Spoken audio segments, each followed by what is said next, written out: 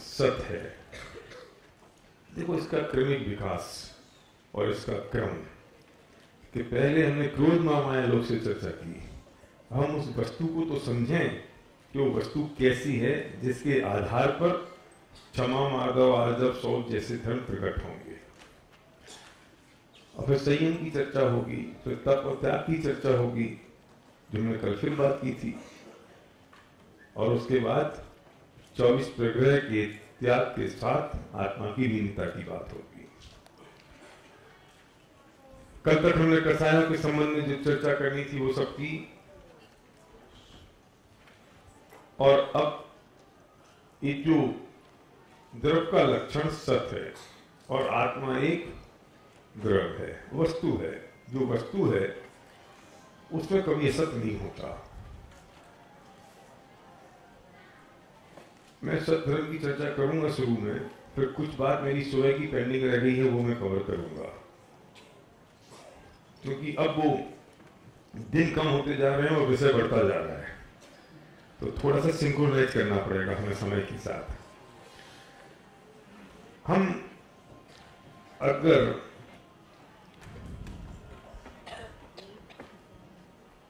सिर्फ हम वाणी के को अगर हम वाणी की चर्चा करें, सिर्फ वाणी की चर्चा करें, तो हम उसे 4 भागों में जगह बांध सकते हैं। सत्यानुव्रत, सत्य महाव्रत, भाषा समिति और वचन गुप्ती। थोड़ी टेक्निकल चीज है, 1 मिनट के लिए समझ लो, अच्छा रहेगा।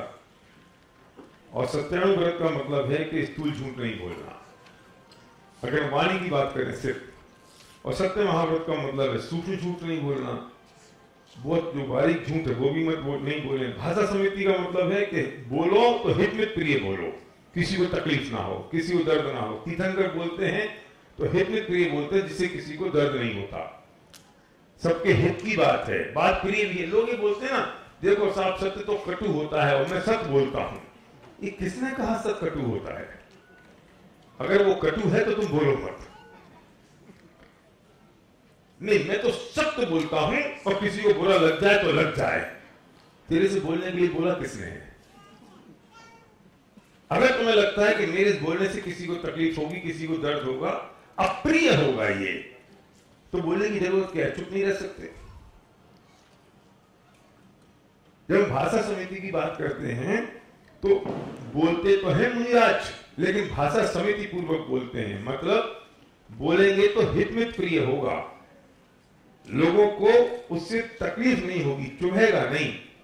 और हम वचन गुप्ती की बात करते हैं तो बोलना ही नहीं है।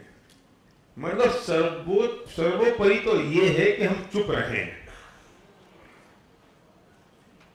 हम बैठे अपनी मौन सो, दिन 10 के मेहमान जगत जन, बोल बिगाड़े कौन सो। अब 10-20 दिन के मेहमान रह गए हैं, अब बोल के किससे अपने संबंध खराब करें, किससे बिगाड़े। हम बैठे अपनी मौन सो। सबसे अच्छा तो ये है चुप रहें।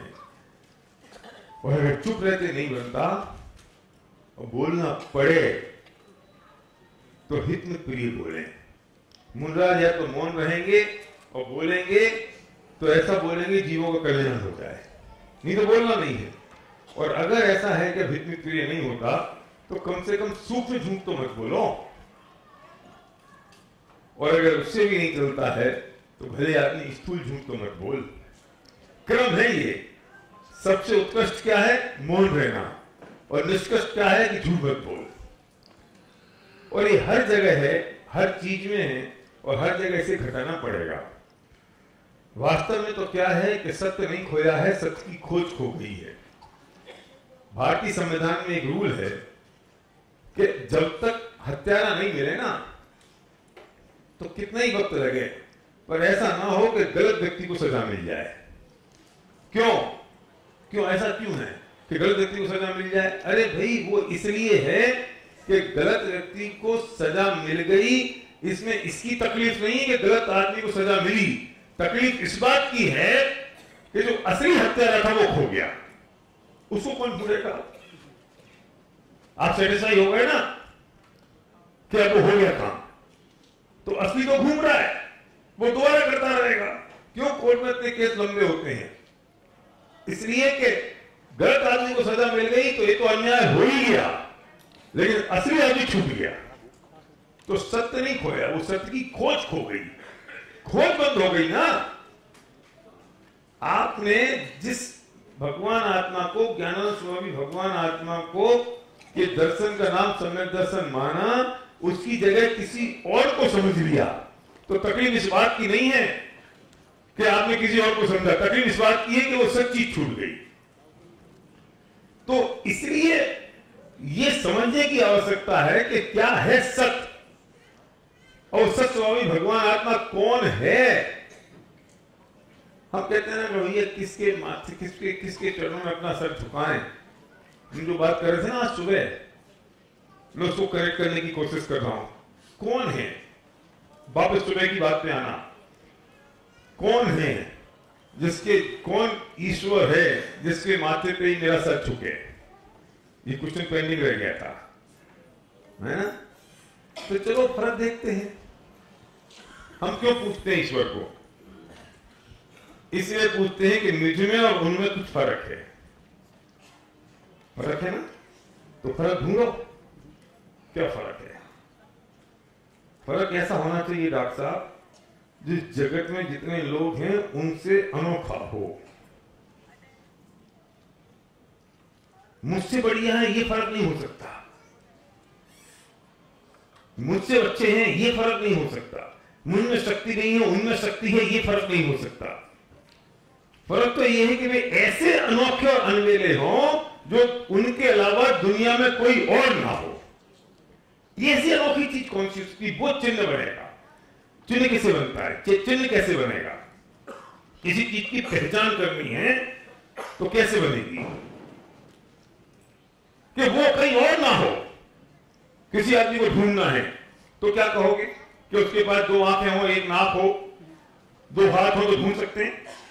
अरे वो इंश्योरेंस वाले भी नहीं मानते हैं। इंश्योरेंस वाले भी कहते हैं तुम यूनिक चीज बताओ। तो यूनिक चीज ये है कि मेरे दाएं हाथ के अंदर की तरफ एक काले रंग का बड़ा सा तिल है। अभी क्या यूनिक है? नहीं, ऐसा किसी और को भी हो सकता है, लेकिन वन ऑफ द यूनिक तो हर एक को नहीं मिलेगा। वो 2, 4, 5 लाख में एक आध को मिल सकता है। तो वो कहते हैं आजकल उन्होंने शुरू किया 2 के बताओ, 2 चिन्ह बताओ। आज के स्कूल में बाप का नाम नहीं पूछते, मां का नाम पूछते।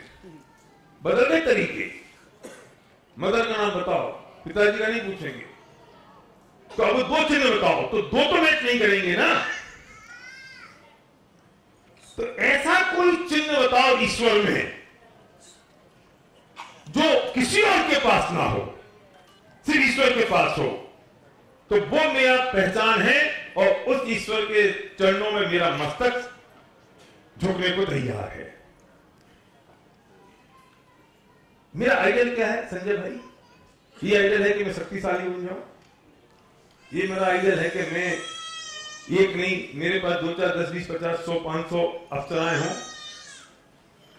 ये मेरा चिन्ह हो सकता है। ये मेरा आइडियल है। ये मेरी मांग है।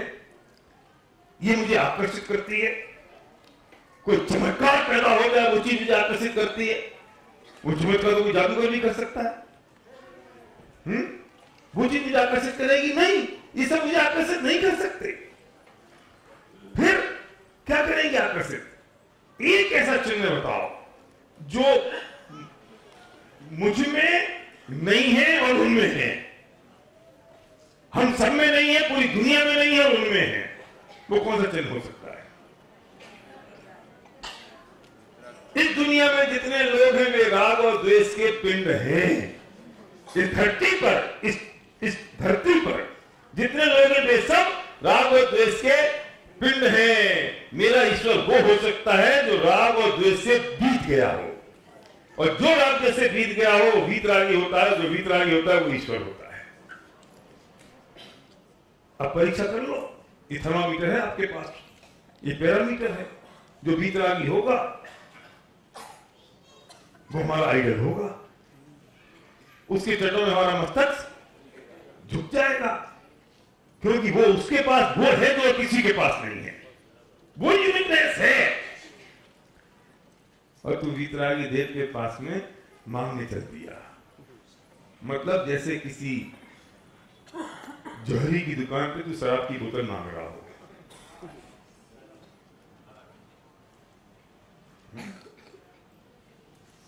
हम वो मांगने चल दिए हैं। लेकिन क्या करें साहब, हुआ तो है ना। अब आप कुछ भी कहो।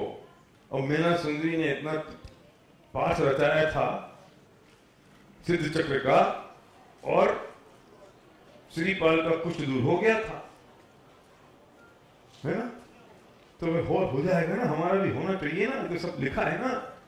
रोहित एक बात समझ में नहीं आई कि कितने साल हो गए मीना सुंदरी श्रीपाल को? कितने साल हो गए? कितने साल हो गए? कौन बताएगा? कोई बताओ ना। बेचारा आप बताओ, पढ़े लिखे आप ही हो सब में। नहीं पता? हजारों साल हो गए, मुझे भी नहीं पता है। चौथे काल की बात है तो हजारों साल हो गए। 21,000 साल से तो ज्यादा ही हो गए ना, कम से कम 21,000 साल हो गए। नहीं 21,000 साल थोड़ी हो गए, 2,000 साल। 21,000 तो बचे हैं, 21,000 बचे हैं। 2,000 साल मिनिमम मान लो। तो फिगर मेरे आगे की जो हो सकता है, चिंता मत करना। 2,000 साल में एक श्रीपाल के अलावा किसी और भले आदमी का कुष्ठ रोग दूर हुआ? अरे सबने किया, और करते ही इसलिए है कि हमारा दूर हो जाए। और चमको गंदों तक भी इसलिए उछालते हैं कि ये निपट जाए। आप पता नहीं, मेरे ऐसे ऐसे लोग देखे वे गंदों तक कहां लगाते हैं, उठाएंगे यहाँ फिर यहाँ लगाएंगे, फिर यहाँ लगाएंगे। तो जहां जहां उनको दर्द होता है ना, कुछ तो यहाँ भी लगाने लगेंगे। घुटने में दर्द होने लगा ना, डॉक्टर साहब आपका धंधा खतरे में है।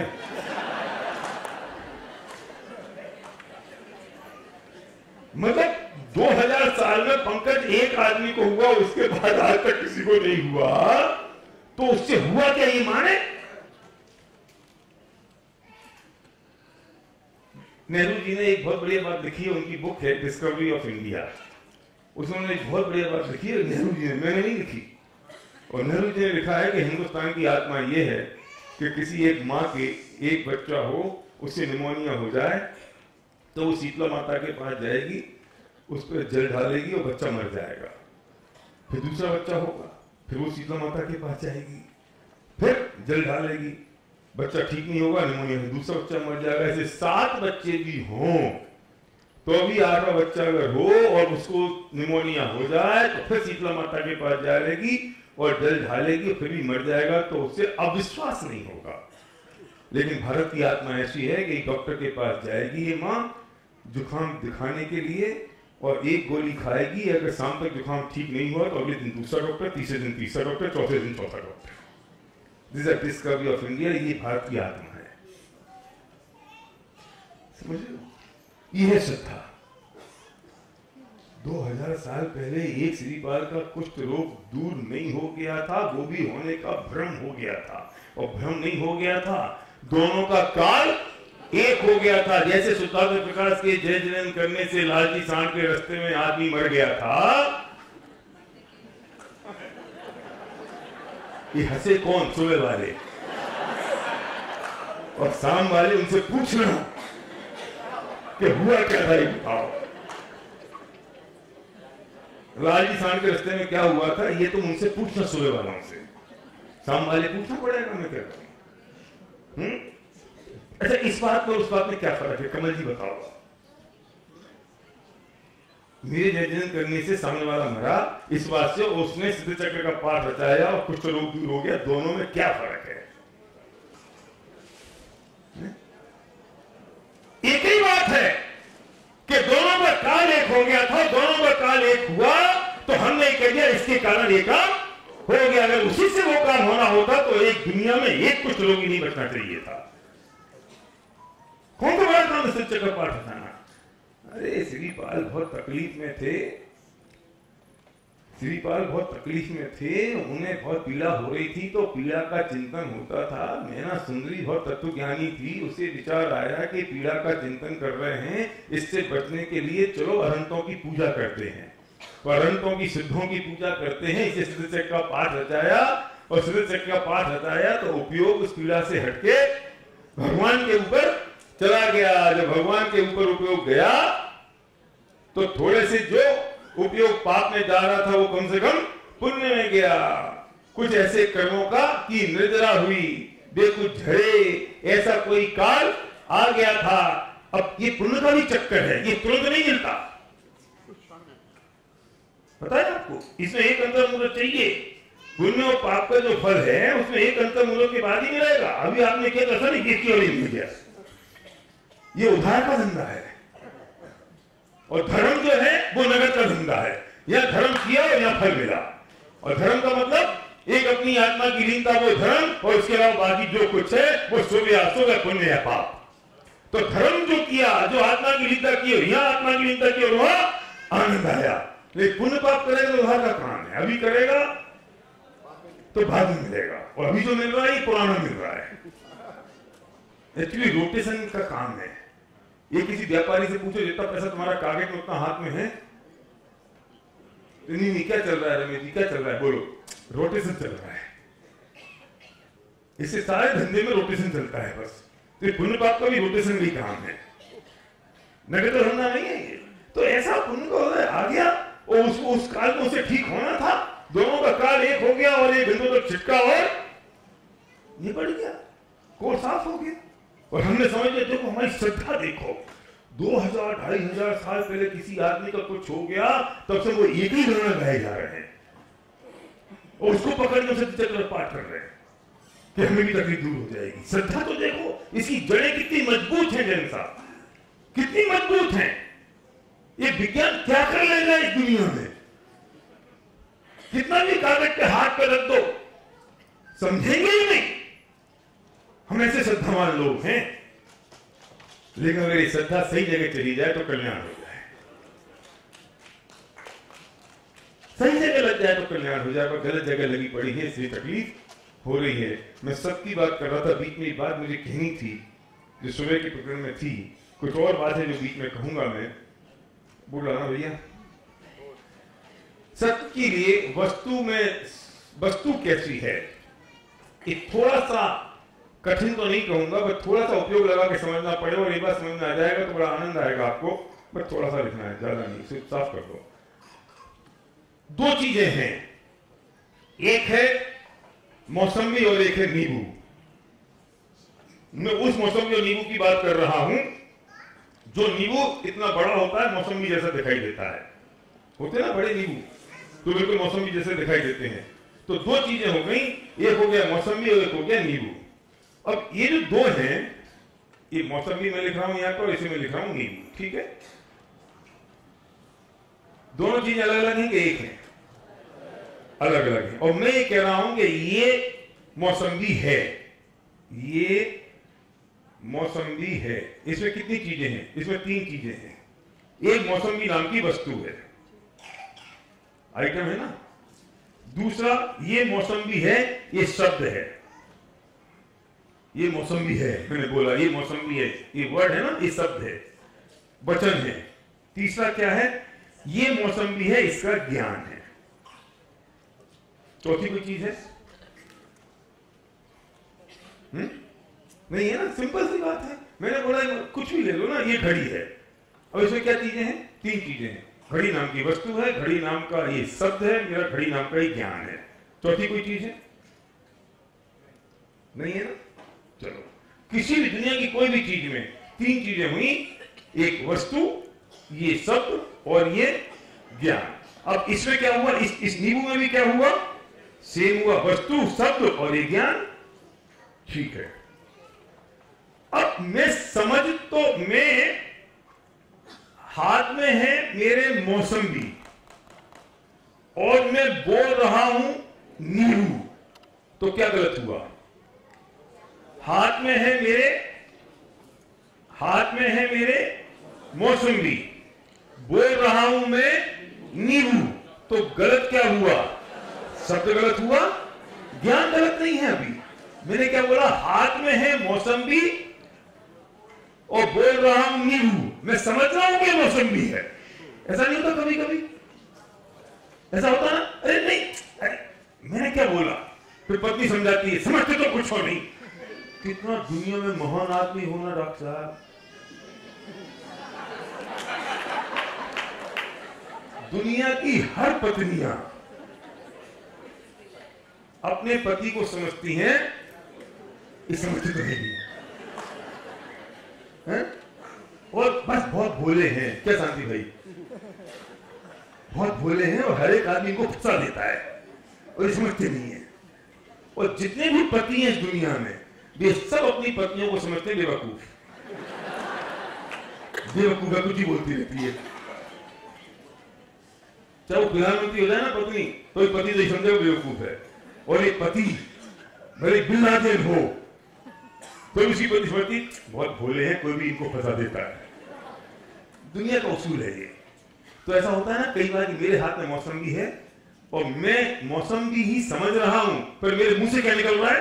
नींबू। ऐसा होता है ना, तो गलत क्या हुआ? शब्द गलत हुआ। अब मेरे हाथ में है मौसम्बी, लेकिन मैं उसे समझ रहा हूं नींबू, तो क्या गलत हुआ? ज्ञान गलत हुआ। कोई तीसरी सिचुएशन हो सकती है क्या कुकर वालों? कोई तीसरी सिचुएशन नहीं। इन दोनों सिचुएशन में गलत क्या हुआ? कभी शब्द गलत हुआ, कभी ज्ञान गलत हुआ, वस्तु गलत हुई। अरे इस ब्रह्मांड में वस्तु कभी गलत हो ही नहीं सकती। वस्तु तो सत्य है, उसका स्वभाव तो सत्य है। गलत होगा तो शब्द गलत होगा, गलत होगा तो ज्ञान गलत होगा। वस्तु तो जैसी है वैसी ही रहने वाली है, वस्तु में कोई परिवर्तन होने वाला नहीं है। और हम क्या समझते हैं? वस्तु खराब हो गई, वस्तु बदल गई, वस्तु गलत हो गई। अनादिकाल से लेकर अनंत काल तक ये आत्मा जैसा था ये वैसा ही रहने वाला है, इसमें कोई परिवर्तन होने वाला नहीं है। हो सकता है तो तेरा ज्ञान पर गलत हो सकता है, हो सकता है तेरा शब्द गलत हो सकता है, वस्तु में कोई परिवर्तन नहीं हो सकता। भाई तो सुन रही आपको बात?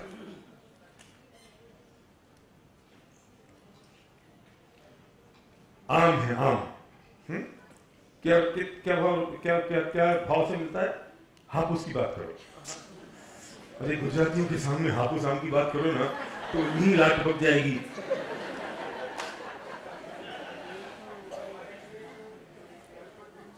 ओहो कल को तुम समान है। हापुस की कैरी अभी तो आती नहीं है। अगर आया तो मुझे 10 दिन वही खाने को मिले। हापुस की कैरी है। ऐसे नहीं बोलते हैं कि आम का रस ले लो, हापुस नहीं। और आपने ध्यान में दिया ना, पंडित जी समझते तो नहीं, हापुस नहीं। वो हापुस तो इतना जोर देता है जितना आत्मा में 11 बोलते हुए जोर नहीं देता। पर जितनी महिमा वो हापुस की है उतनी महिमा आत्मा की नहीं है, हैं? और मुझे तो पता नहीं आप लोग करते हो कि नहीं करते। मुझे तो अहमदाबाद में किसी भाई ने बताया कि वो सीजन आता तो एक ट्रक खरीदता है, वो 2-3 लोग मिलके, और वो उसको संभाल के रखते हैं। कितनी केयर करते हैं। पलंग के नीचे रखते हैं, उनको पकाते हैं, पकने में फिर रस निकालते हैं, फिर रस को फिर वो समेटते हैं, फिर फ्रीजर में रखते हैं, साल भर खाते हैं। आप लोग नहीं करते होंगे, वही करता होगा। सब जगह काले हैं। तो कितना रस है उसमें, कितना रस है। तो मैं बात ये कह रहा था कि वो हापुस का जो आम है, वो जो आम है, एक असली आम है, एक नकली आम है। और तुमने नकली आम को असली समझ लिया, असली को नकली समझ लिया। तो असली जो आम था वो नकली हो गया, नकली आम था जो असली हो गया। अरे जो असली था वो असली रहेगा, जो नकली था वो नकली रहेगा। हो सकता है तेरा ज्ञान गलत हो सकता है तेरा शब्द गलत हो, वस्तु में कोई परिवर्तन नहीं हो सकता। तो ठीक किसे करें?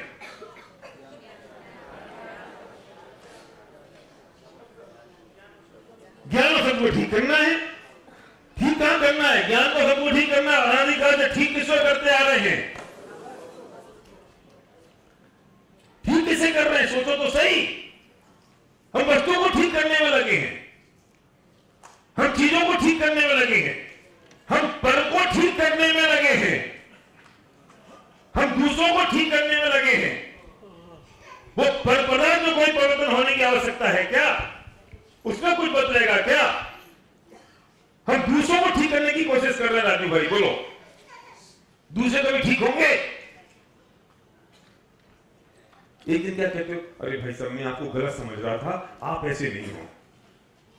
तो कहते चलो कोई बात नहीं भाई साहब, समझ रहे थे ना आप गलत। तो क्या गलत था? आदमी गलत था कि ज्ञान गलत था? देखो अब फिर रिकलेक्ट करना मेरी बात को, इसके लिए रिस्पॉन्सिबल कौन है? मैं हूं ना। जिस दिन मान लोगे कि इन सब चीजों के लिए मैं रिस्पॉन्सिबल हूं, उस दिन सारी समस्याएं सुलझ जाएंगी। रिस्पॉन्सिबल कौन है? मैं हूं। ठीक किसे करना है? मुझे ठीक करना है। अगर वस्तु गलत होती, वस्तु असत होती, तो वस्तु को सत नहीं किया जा सकता था, क्योंकि वो परतंत्र क्रिया है और तत्व ज्ञान अत्यंत स्वतंत्र क्रिया है। वस्तु तो परतंत्र है ना। तो अगर वस्तु गलत हो चुकी होती तो इसे ठीक करना संभव था? नहीं था। तो स्वतंत्र क्रिया है ना, और इन दोनों को ठीक करना संभव है ना। क्योंकि ये किसकी है? ये मेरी है। कौन ठीक करेगा? मैं ठीक करूंगा।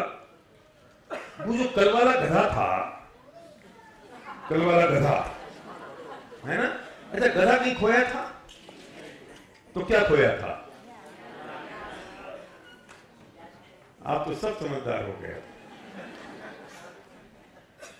अरे गधा जहां था वही था। खोया क्या था? ज्ञान। अच्छा जब वो गधा आया तो कौन आया? गधा आया, ज्ञान आ गया। तो करना किसको था? गधे को कि अपने को? और हम कोशिश किसी करते हैं। मैं क्यों परेशान हो रहा था 7 दिन तक? ये गधा मिलता नहीं, गधा मिलता नहीं है। गया कहां था जो मिलेगा? वही तो था। वो 7 दिन बाद क्यों दिख गया?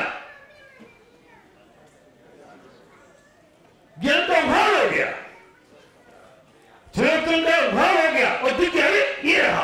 वो आगे ऐसी चमक गई। ये आत्मा कहीं गया नहीं है, कहीं से लेके आना नहीं है, किसी की जरूरत नहीं है, किसी की आवश्यकता नहीं है। वो जहां है अनादिकाल से वहीं है, वहीं रहने वाला है। तुझे सिर्फ अपने ज्ञान में परिवर्तन करने की जरूरत है। जो कुज्ञान है उसे सम्यक ज्ञान में परिवर्तन करने की जरूरत है। बाकी सारे काम हो गए, कुछ करने की जरूरत नहीं है। ये कुछ करने से होगा कि सहज रहने से होगा?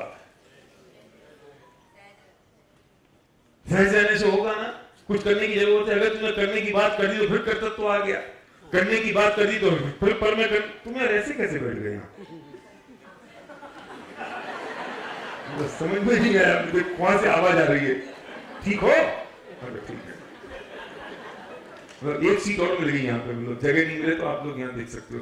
ये क्यों भैया आप रूमाल, कॉपी, हेलमेट क्यों रखते हो सीट के ऊपर? जिसको आना होगा वो टाइम पे आ जाएगा, जिसको नहीं आना होगा नहीं आ जाएगा। तो बेचारा जो आया हुआ है वो परेशान होता रहता है। उसको ज्यादा आकुलता होती है कि मैं टाइम पे आ गया, मुझे जगह नहीं मिल रही। एक बार ना बस की सीट पे किसी आदमी ने रूमाल रख दिया। अब देखो आप छेड़ रहे हो इसलिए बोल रहा हूँ जी, मेरे टाइम में काउंट नहीं हुआ कमल जी। इन्होंने कहा जब जल्दी खत्म करना, इसलिए मैं कह रहा हूँ। तो एक बार किसी आदमी ने सीट पर वो रूमाल रख दिया, तो दूसरा वो चला गया सीट पर रूमाल रख के बाथरूम करने। थोड़ी देर बाद आया तो दूसरा आदमी आके बैठ गया। तो उसने कहा जी वैसे ये तो मेरी सीट है। तो तेरी सीट कैसे हुई? बोले मेरा रूमाल रखा हुआ था। बोले यार कल तो अगर मेरी पत्नी के ऊपर रूमाल रख देगा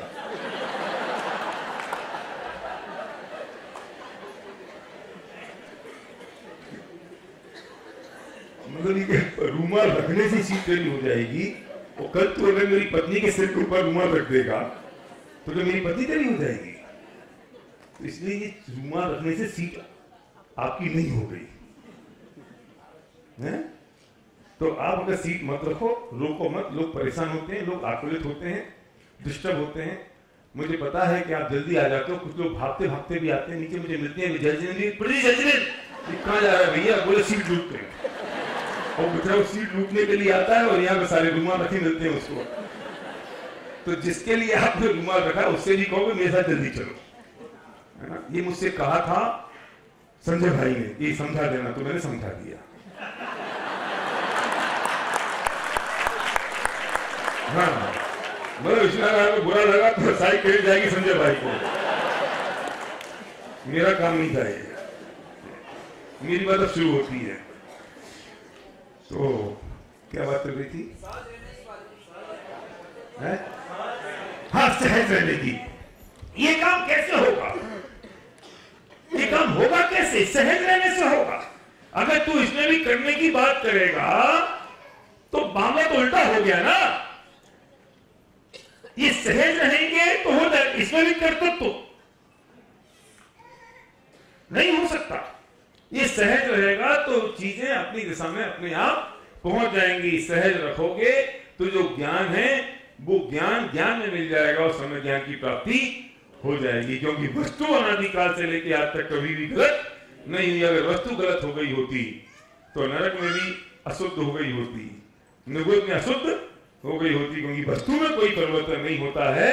अनादिकाल से लेकर आज तक 4 गति 84 लाख योनियों में भटकने के बाद भी वस्तु में कोई परिवर्तन नहीं है। क्योंकि वस्तु कभी गलत नहीं होती। क्यों साहब? ये आत्मा अब तो अशुद्ध हो गया ना। क्यों डॉक्टर साहब? अशुद्ध हो गया आत्मा। आत्मा को शुद्ध करना है, शुद्ध करने की जरूरत है। अरे अभी क्या समझा है कि वस्तु में कोई परिवर्तन नहीं होता। वस्तु कैसे अशुद्ध हो सकती है? वस्तु कैसे गलत हो सकती है कि इतने वर्षों से लेकर आज तक हाँ उसमें कोई परिवर्तन नहीं है, वो जैसी है वैसी ही है। परिवर्तन ज्ञान में हो सकता है, परिवर्तन शब्दों में हो सकता है। अगर वस्तु में परिवर्तन हो जाता तो हमारी आत्मा भी अशुद्ध हो गई होती। वो नहीं हुई और वो हो सकती नहीं है। इसलिए समझ लेना कि वस्तु में कोई परिवर्तन नहीं है तो सुधारना किसको है?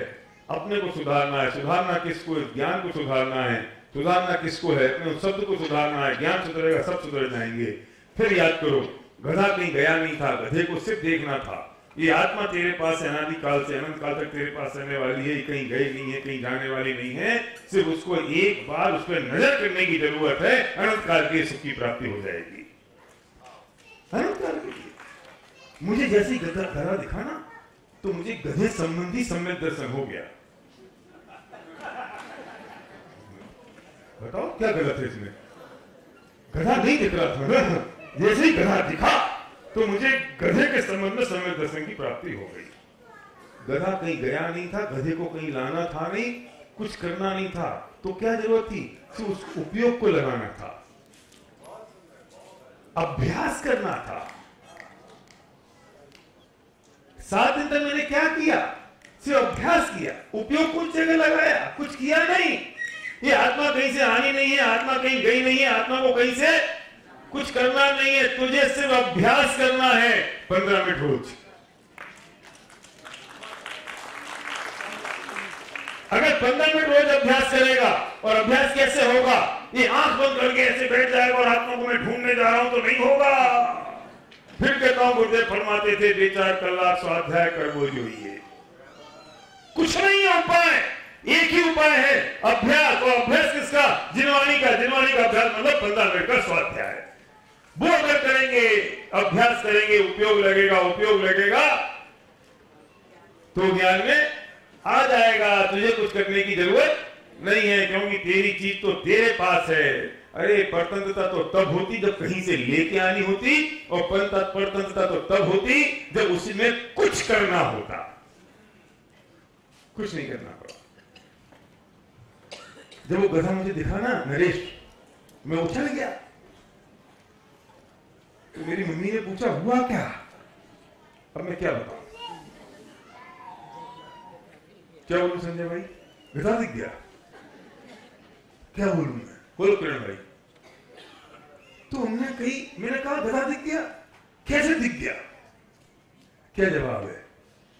मैं आप सबके मुंह बंद करना चाहता हूं। इस सम्यक दर्शन होगा तो कैसे होगा, इसलिए क्या विमला में उनने पूछा क्या दिखा? मैं गधा दिखा। उन्होंने कैसे दिखा? क्या जवाब तू कैसे दिखा? क्या कर रहे थे? कि उसे देख रहा था। तू 7 दिन से देख रहा था, आज दिखा। जवाब है? अरे 7 दिन से लगातार देखता जा रहा था, कुछ नहीं किया, सिर्फ सहज रहा। बस कुछ एक्शन में, एक्टिविटी में परिवर्तन आया? कुछ कर्तव्य तो हुआ नहीं, सहज रहा, सिर्फ सहज। वो जो 7 दिन से कर रहा था वही करता रहा था। और अचानक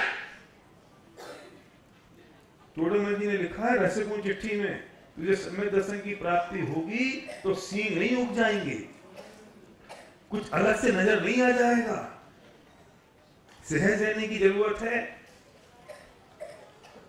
और बाकी तू कुछ अलग से करेगा तो समझ लेना नाटक कर रहा है। ये सहज का धंधा है। क्यों? क्योंकि वस्तु में कुछ बिगड़ा नहीं है, इसलिए। क्योंकि वस्तु में कुछ खराब नहीं हुआ है, इसलिए। क्योंकि जो परिवर्तन करना है वो ज्ञान में करना है, और ज्ञान में परिवर्तन होते ही सम्यक की प्राप्ति हो जाएगी। कितनी स्वतंत्र क्रिया हो गई, अपना स्वभाव है। और इतनी स्वतंत्र क्रिया अगर हो गई तो वे कोई से कुछ बदल नहीं सकता। ये बात हमें समझ लेनी चाहिए, और अगर ये बात हमने समझ ली तो हमारा काम हो गया। सारी की सारी समस्या सिर्फ इस बात की है कि हम करते क्या है और जानते क्या है, हमें करना क्या है। अब एक बहुत इंपॉर्टेंट पॉइंट, 2 इंपॉर्टेंट पॉइंट पर बात करनी है अगले 15 मिनट के अंदर। पूजन और प्रवचन में क्या फर्क है? तो हमने बात की थी दर्शन की, सुबह हम बात कर रहे थे ईश्वर से कनेक्ट कर रहे हैं, सुबह के सब्जेक्ट से दोबारा कनेक्ट कर रहा हूं। पूजन और प्रवचन में क्या फर्क है? कि पूजन में हम भगवान को सुनाते हैं और भगवान बहुत मनोयोग से, चुपचाप, शांति से हमारी बात सुनते हैं। कब से सुनाते आ रहे हो? भाई साहब, अरे अनादि छोड़ दो, 10-20 साल से पूजन करते हो, 10-20 साल से मंदिर जा रहे हो, बचपन से, है ना? 50 साल से तो सुनाते आ रहे हो भाई साहब। अच्छा, क्या नया सुनाया? इन 50 सालों में लगातार रोज मंदिर जा रहे हैं, भगवान को क्या नया सुना दिया?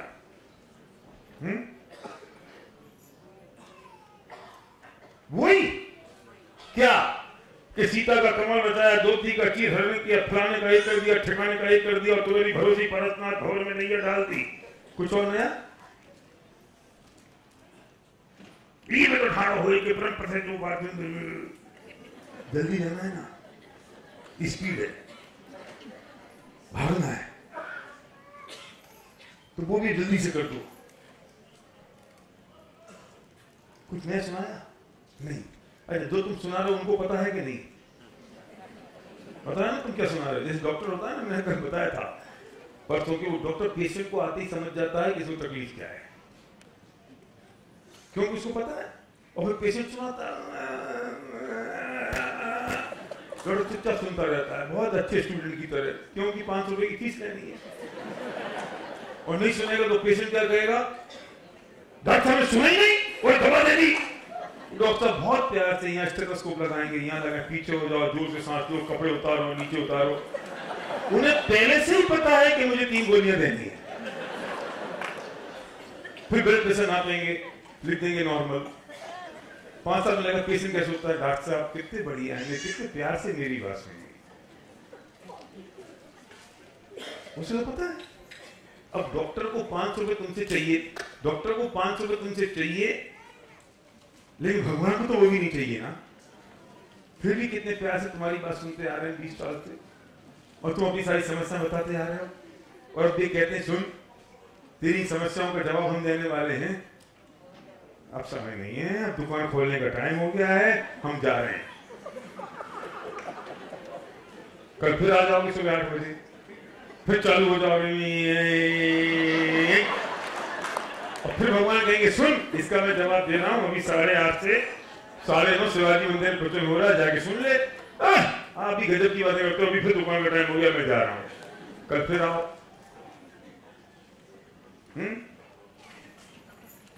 डॉक्टर साहब कोई पेशेंट ऐसा आपके साथ करे तो 5वें दिन क्या करोगे? वो आके अपनी रामायण सुना और आप कहोगे देख कि मैं दवाई दे रहा हूं, ये 1 BD ले लेना, ये 1 OD ले लेना, ये PDS ले लेना। नहीं डॉक्टर बदलो पर्ची में लेट हो रहा हूं, बाद में आऊंगा। कल फिर आ जाए और फिर वो अपनी चालू कर दे, और फिर आपको बेटा ये दवाई तो 30वें दिन कंपाउंडर से कहोगे यार जैसे भगा देगा। लेकिन बेचारा भगवान बीतरागी है, कुछ बोलता नहीं है, कुछ करता नहीं है, कुछ करने वाला नहीं है, तो हम मिसयूज कर रहे हैं। डॉक्टर से डर लगता है, डांट देगा, भगा देगा, लेकिन भगवान कुछ करता नहीं है। तो रोज पहुंच जाते हो, जब वो कहते हैं कि सुनो 8:30 बजे वहां पे होने वाला है प्रवचन, वो सुधार प्रकाश जो बोलने वाला है ना, वो अपनी बात नहीं बोलेगा, वो मेरी बात बोलेगा, क्योंकि जो मैंने कहा था वो गर्दन में लिखा था, गर्दन से आचार्यों ने गूंथ दिया था, और आचार्यों से फिर गुरुओं ने समझाया, तो वो बात तुम्हें समझाने वाला है जयवाणी की। अभी टाइम नहीं है, कितने साल से करते आ रहे हैं। अरे पूजन में हम अपनी सुनाते हैं, भगवान सुनता है, और प्रवचन में भगवान सुनाता है और हम चुपचाप सुनते हैं। लेकिन क्या करें, अपनी समस्या का समाधान जब वो बताने आते हैं तो हमारे पास सुनने की फुर्सत नहीं है। जीव का कल्याण होगा कैसे? इस जीववाणी उसका समाधान है, जो तुमने रोज सुबह सुनाया ना भगवान को, उसका समाधान इसमें है। जाओ पढ़ लेना 73वीं गाथा के जीव आश्रमों से कैसे मुक्त हो। उनने प्रश्न किया ना तुमने कि भगवान ये कर्म बड़े बलवान जगत में प्रेरक हैं, तुम्हें कह रहे कर्म बिचारे कौन, भूल तेरी अधिकारी। और सुन 73वीं गाथा में हमने लिख दिया कि क्या है कर्म और ये आश्रमों से मुक्ति का उपाय क्या है। जाके पढ़ तो ले कि संसार हमारे पास है, 73वीं गाथा हमारे पास है, उसके प्रवचन हमारे पास है, समझाने के लिए लिख दिया, हिंदी में लिख दिया, गुजराती में लिख दिया कि समझ तो ले कि आश्रमों से मुक्ति का उपाय है क्या। नहीं है? गुरुदेव ने समझा दिया, एक चीज बता दी, वो नहीं सुना। अब फिर इस पर पहुंच जाओ, कर्म बड़े बलवान जगत में प्रेरक है। सोचो तो सही, कर क्या रहे हो, क्या कर रहे हैं हम? अरे वास्तव में तो ये हालत ये है और स्थिति तो ये है कि महावीर और अर्जुन में कोई फर्क नहीं है भाई साहब। पता है आपको? ऊपर वालों सुनो, ये महावीर और अर्जुन में क्या फर्क है? पता नहीं, आप में फर्क होगा, मुझ में तो नहीं है। महावीर तो मेरे दोस्त थे, नहीं मालूम? वो तुमने पता उनका जन्म कहां हुआ है? कहां हुआ बोलो? तो भरत क्षेत्र में। सब ज्ञानी लोग हैं, इतना बढ़िया जवाब दे दिया कि सारा चक्कर ही खत्म। कोई कुंडल पर बोले, कोई वैशाली बोले, ये लोग लड़ते रहो, भरत क्षेत्र में हुआ था। क्यों लड़ते रहेंगे लोग? हाँ, यही सीखोगे मेरे से। महावीर जन्म कहां हुआ? कुंडलपुर में। आपको पता है कितने साल पहले हुआ? 2500 साल। 2500 बोल लो ना, 70-75 छोड़ दो, राउंड ऑफ कर लेते हैं। 2500 साल पहले 2500 से महावीर का जन्म हुआ, तो मेरा जन्म 2500 साल पहले कुंडलपुर में नहीं हो सकता था? हो सकता है ना? हुआ था, समझ रहे हैं आप? मेरा तो हुआ था, आपका हुआ कि नहीं हुआ ये आप जानो। और वो कहानी सुनी थी ना आपने कि जब वो वर्धमान खेल रहे थे दोस्तों के साथ, तो उसमें दोस्त मैं भी था एक। ये आपको मैं सीक्रेट दे रहा हूं आज का, क्या बिल्कुल हंसना मत, सही बात है। और वो जो कहानी थी ना जिसमें वो हाथी पागल हो गया था और फिर वर्धमान ने उस हाथी को काबू में कर लिया और बाकी सब दोस्त भग गए, उन भगोड़े दोस्तों में मैं था। विजय भाई नहीं हो सकता? अच्छा बताओ, हो सकता ना? अब क्या हुआ? वो एक कहानी और थी कि सांप आ गया था खेलते खेलते, तो मैं भी खेल रहा था उनके साथ, और जब वो सांप आया तो सबसे पहले तो मैं भागा और उन्होंने उसे फेंक दिया। मुझे याद है वो दिन जब वर्धमान ने त्रिशला मां से कहा था कि मां अब मैं बनने जा रहा हूं, मुझे ये सब कुछ नहीं सुहाता, और तुझे अंतिम बार मां कहा है, तेरे बाद अब किसी को मां कहने वाला नहीं हूं, बस हो गई अंत। बस तू मां है। अभी तक कितने लाख अनंत लोगों को अनंत मां को मां कहा, बस अब अंत पे मातू है, और दुनिया याद रखेगी तो सिर्फ टेस्ला को याद रखेगी और किसी को याद रखने वाली नहीं है। मुझे पता है, मेरे सामने कहा था और हम मन मन मुस्कुरा रहे थे, हंस रहे थे और समझ रहे थे कि बर्गमैन पागल हो गए हैं, राजा हैं, राजकुमार हैं, ऐसे रह रहे हैं और हम तो फकीर हैं, हम तो इनके साथ खेलने आते हैं, इनको क्या हो गया, ये क्यों जा रहे हैं जंगल में। और हम उनकी समझ नहीं आ रही थी, हम मजाक उड़ा रहे थे, अभी तो चले गए। फिर भी हमें उनकी बुद्धि पर तरस आया, हमें नहीं मुझे, और वे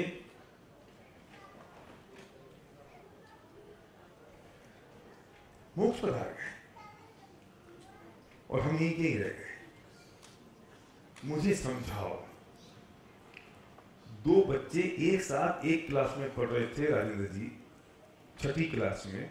एक बच्चा थोड़ा होशियार था, दूसरा बच्चा थोड़ा सा कमजोर था। ये जो दूसरा कमजोर था ना, ये खेलने में रहता था, और जो होशियार बच्चा ना अपना होमवर्क टाइम पे करता था। तो वो होशियार बच्चा जो रमेश था, वो एक साल में एक क्लास पास करता गया, फर्स्ट क्लास फर्स्ट, और एक कमजोर बच्चा सुरेश, ये 5 साल में एक क्लास पास करता गया, क्योंकि खेलने में रह गया। एक साथ पढ़ने वाले बच्चे अलग अलग हो गए। रमेश पढ़ लिख के इतना होशियार बन गया कि कलेक्टर बन गया, जिले में उसकी नियुक्ति हुई। नौकरी तो सुरेश की भी लग गई थी, लेकिन कलेक्ट्रेट में चपरासी की। और जो कलेक्टर साहब का कमरा था ना, उस कमरे के बाहर सुरेश की ड्यूटी लगी थी। कलेक्टर साहब की नियुक्ति होने वाली थी, कमरा खाली था और सुरेश बाहर खड़ा होकर पहरेदारी कर रहा था। साए साए करके 5-7 गाड़ी आती हैं, 10-20-50 आदमी आते हैं, बीच में एक स्मार्ट सा आदमी आता है रमेश नाम का। सुरेश दरवाजा खोलता है और रमेश अंदर अपनी चेयर पर बैठ जाता है। सुरेश का दिमाग खराब, ये पहचाना सा चेहरा लग रहा है कौन? कोई है तो सही, लग तो पहचान सा रहा है। उसने अगल बगल वालों से पूछा कलेक्टर साहब का नाम क्या है, तो किसी ने बता दिया रमेश। कहां से, कहां रहने वाले थे? बोले फलाने गांव के। अच्छा। और उसके पेट में घुचुड़ पुचुड़ शुरू हो गई। उसे जरूरत थी सख्त एंटासिड की, लेकिन अब रहा नहीं गया। दरवाजा खोला, अंदर पहुंचा तो रमेश ने चश्मा उतारते हुए घूर के देखा, कौन है आप? बोलता है रमेश, मैं सुरेश। कौन सुरेश? अरे तेरा दोस्त। कौन दोस्त? अरे मैं तेरा दोस्त, हम दोनों साथ में खेले, साथ में पढ़े। तू थोड़ा होशियार था, कलेक्टर बन गया, पागल, ध्यान भी नहीं है तुझे। मैं थोड़ा समझ में गधा था, मैं खेलने में रह गया, मैं चपरासी बन गया, अपन दोनों साथ साथ रहे हैं। थोड़ा सा याद आता है रमेश को। रमेश अपनी कुर्सी से खड़ा होता है, उसको पुराने दिन याद आ गए, आंखों में आंसू आ गए। उसने गले मिला सुरेश के और बोला, पागल सुरेश, तुझे समझ में नहीं आ रहा था जब मैं तुझे रोज समझाता था कि यार पढ़ ले यार, अगर तू पढ़ लेता तो आज तू भी बगल वाले जिले में कलेक्टर होता। उसकी जमीन को हिलाया और वहां पर चपरासी सुरेश 4 कदम पीछे जाके सलूट मारते हुए रमेश से कहता है कि रमेश सुन, हम एक साथ खेले हैं, एक साथ पढ़े हैं, एक स्कूल में हमने शिक्षा ली है, बस तुझे थोड़ी जल्दी समझ में आ गई थी, मुझे थोड़ी लेट समझ में आई है। कोई बात नहीं, इसमें भले ही 20 साल का फर्क हो गया हो, लेकिन आज मैं तुझे ये कसम खा के जाता हूं कि कलेक्टर तो मैं बनूंगा और तेरे बगल वाले जिले में कुर्सी लगा के बैठूंगा। तुझे पास तो रमेश नाम का कोई दोस्त नहीं था जो तुझे बता देता कि कलेक्टर बनते कैसे हैं। भाग्यशाली तो मैं हूं कि मेरे पास मेरा दोस्त है बताने के लिए कि कलेक्टर बनते कैसे हैं। और सलूट मार के, कमर कस के, दम भर के, पूरा जोर लगा के वहां से वो चपरासी सुरेश निकल गया और उसने वो सब कर लिया जो करने की जरूरत थी। ऐसे ही महावीर थोड़े समझदार दोस्त थे, उन्हें कुछ संसार जल्दी आसान लगने लगा, लेकिन मुझे ये संसार सारभूत नजर आता था। महावीर ने खेलते खेलते पता नहीं क्या कर लिया और त्रिशला से कह दिया कि बस तुझे अंतिम बार मां कहा, इसके बाद मां कहने वाला नहीं हूं। तब भी मैं समझता था कि कैसे क्या कर रहा है ये वर्धमान, समझता क्यों नहीं। पर जब मैंने महावीर को, वर्धमान को महावीर बनते देखा, जब उन्हें सिद्धशिला में देखा, जब उन्हें अनंत गुणों से धारी देखा, जब उन्हें अनंत सुखी देखा, तो मुझे लग गया कि कुछ गड़बड़ हो गई। और मैं गया भगवान के मंदिर में जहां महावीर की प्रतिमा थी और उनसे कहा कोई बात नहीं, हम एक साथ जन्मे थे, एक साथ खेले थे, एक साथ कूदे थे, कुंडलपुर में हम एक साथ रहे थे, पर तुम्हें महावीर थोड़ी जल्दी समझ में आ गई, पर मुझे आज समझ में आई है। हम दोनों में क्या फर्क है? तुम थोड़े समझदार थे, मैं थोड़ा मूर्ख था। तुम्हें जल्दी समझ में आ गई, मुझे लेट समझ में आ गई। कोई बात नहीं, 2500 बरस बीत गए तो बीत गए, लेकिन यह अर्घ समर्पित करके प्रभु निज गुण का अर्घ बनाऊंगा और निश्चित तेरे सदृश प्रभु अरहंत अवस्था पाऊंगा। ये जो बेदी में दर्शन किया ना तुमने अभी, उसमें एक जगह खाली है। परेश भाई पता है, बगल में जगह खाली है, किसकी है वो? किसी और की? किसी जगह रोहित बोलो, मेरी जगह है वो। कौन विराजमान होगा? ये बगल वाले जिले में कौन बैठेगा? मैं बैठूंगा। और मैं तुमसे आज कह रहा हूं, अरे ये पंक्ति बोलते हुए तुम्हारा वीर रस नहीं उछलता, ये पंक्ति बोलते हुए तुम्हारा पुरुषार्थ नहीं उछलता, ये पंक्ति बोलते हुए तुम्हें हिम्मत नहीं आती, ये पंक्ति बोलते हुए तुम्हें नहीं लगता कि मुझ और महावीर में कोई फर्क नहीं है? तुम्हें ये पंक्ति बोलते हुए नहीं लगता कि तुम और वो एक ही थे? 2500 वर्ष पहले हम लोग एक साथ खेले ना डॉक्टर साहब, तो क्या फर्क था उनमें? ये भी मनुष्य थे, मैं भी मनुष्य था, ये भी संसार में थे, मैं भी संसार में था। वे तो शेर भी बने थे, वे तो भीम भी बने थे, वे तो मालिक भी बने थे, वे सब बने थे ना वे लगातार। और जब 2500 वर्ष पहले उनका जन्म हुआ कुंडलपुर में, तो वे और क्या फर्क था? बजाय इसके कि उन्हें जल्दी समझ में आ गई और मुझे आज तक समझ में नहीं आई। और वे भी तो नरसिंह नारायण बने, वे भी तो पूंछ वाले से मूछ वाले, मूछ वाले से पूंछ वाले से भगवान बने, तो मैं नहीं बन सकता हूं? तो क्यों नहीं ये पंक्ति याद आते वक्त आपका पुरुषार्थ उछलता है और ताकत लगती है? बोलोगे मेरे साथ, थोड़ा जोर लगा के, थोड़ी ताकत लगा के, थोड़े पावर के साथ। यह अर्घ समर्पित करके प्रभु निज गुण का अर्घ बनाऊंगा।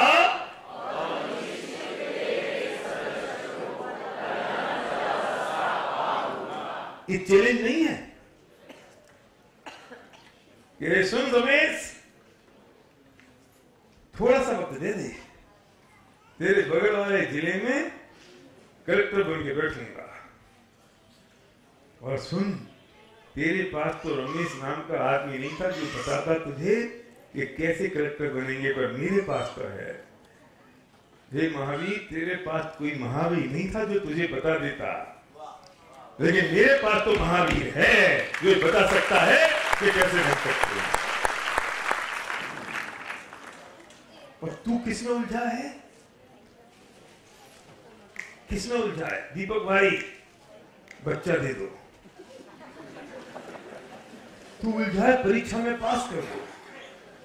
तू उलझा पड़ा है कि थोड़ी सी लक्ष्मी धन वैभव दे दो। तू उलझा पड़ा है कि बीमारी ठीक हो जाए। किससे मांग रहा है? अपने दोस्त से। सुरेश जाके रमेश से कहे कि सुन, यार रमेश जरा यार 20 रुपए दे दे, क्योंकि आज शाम को ना वो थोड़ी सब्जी खरीद के लेके आनी है। अरे तू तो कलेक्टर बनने वाला है, तू तो उसके जैसा बनने वाला है, तेरे में तो वो शक्ति है जो उसमें शक्ति है, तुम तो साथ साथ के हो। तुम महावीर से ये मांगोगे कि मुझे वो संसार दे दो जिस संसार को उन्होंने छोड़ दिया तुम्हारी आंखों के सामने? तू वो संसार मांग रहा है जिस संसार को उन्होंने त्याग दिया तेरे सामने, अब फिर कह रहा है कि मुझे संसार दे दो। अरे उनसे मांगना है तो ये मांग कि तुम कैसे भगवान बने, बस ये बता दो, मैं बनने को तैयार हूं।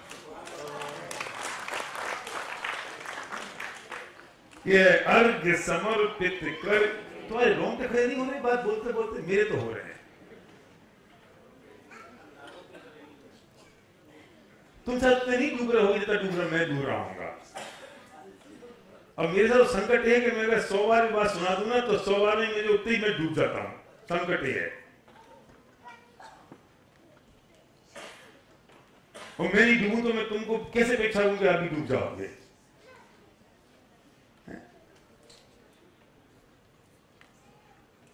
इच्छा होती है। कल्पना करो ना कि आप महावीर के दोस्त हो और अब खड़े हो मंदिर में और बगल में वेदी रखी है और भगवान ईश्वर की प्रतिमा है और बोलो कि यह अर्घ्य समर्पित करके प्रभु निज गुण का अर्घ्य बनाऊंगा। और निश्चित, इसमें ताकत नहीं लगती, निश्चित, डिसाइडेड है, नो कंफ्यूजन। ये डिसाइडेड है, कंफ्यूजन नहीं है।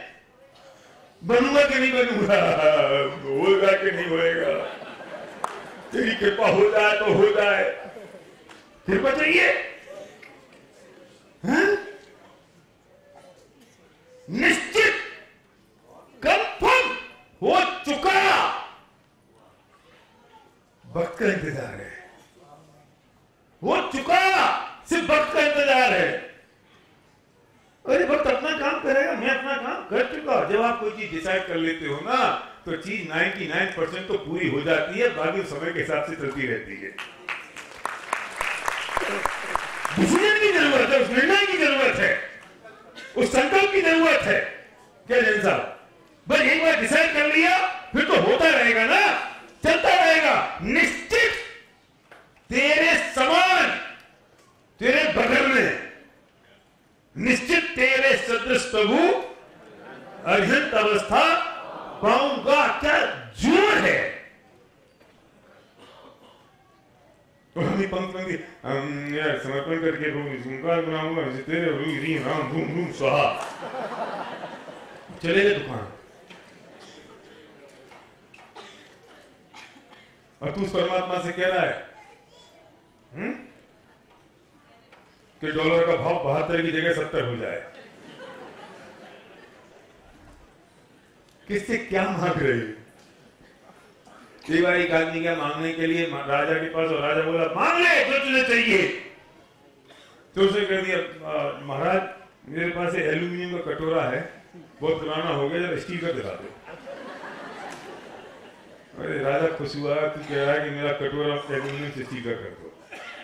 वो महावीर तुझे ये बताने के लिए बैठे हैं कि मैं महावीर कैसे बना, मैं बर्धमान से महावीर कैसे बना, मैं सुखी कैसे हुआ, मैं परमात्मा कैसे बना, मैं वो रास्ता तुझे बता सकता हूं। और तू कह रहा है कि डॉलर का भाव थोड़ा कम करा दो। वाह रे वाह, अब आपकी महिमा नहीं हो सकती, नहीं गाई जा सकती, लेकिन आज की रात शायद ये पंक्ति आपको नींद में गुंजायमान होनी चाहिए।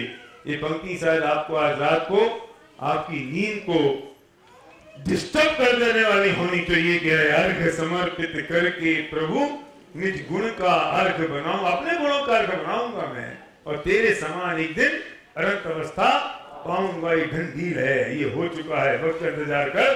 फर्क सिर्फ इतना सा है कि तुझ में और मुझ में कोई 2500 वर्ष का फर्क रहेगा, बस। और क्या है? अरे सिद्ध समाज पहुंच जाएंगे तो फिर क्या का फर्क?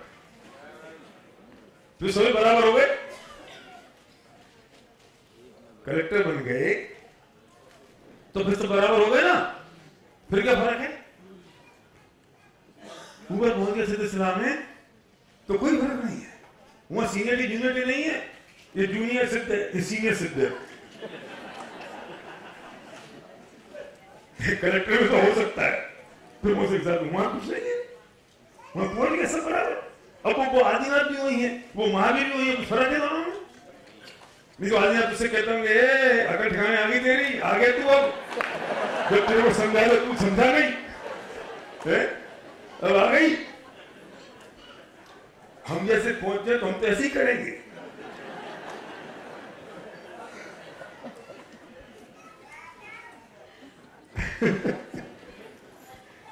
कढ़ाई था ना आदिनाथ से, तो समझाया था ना कि समझ जा, तो भटक गया तो फिर अब थोड़ी कहेंगे। एक कोड़ा कोड़ी सागर तक भटके रहे, समझ नहीं आई, और अकल वहां ठिकाने आई। कहां?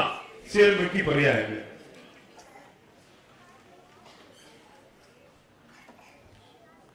यह अर्घ समर्पित करके प्रभु निज गुण का अर्घ बनाऊंगा, और निश्चित तेरे सदृश प्रभु अरिहंत अवस्था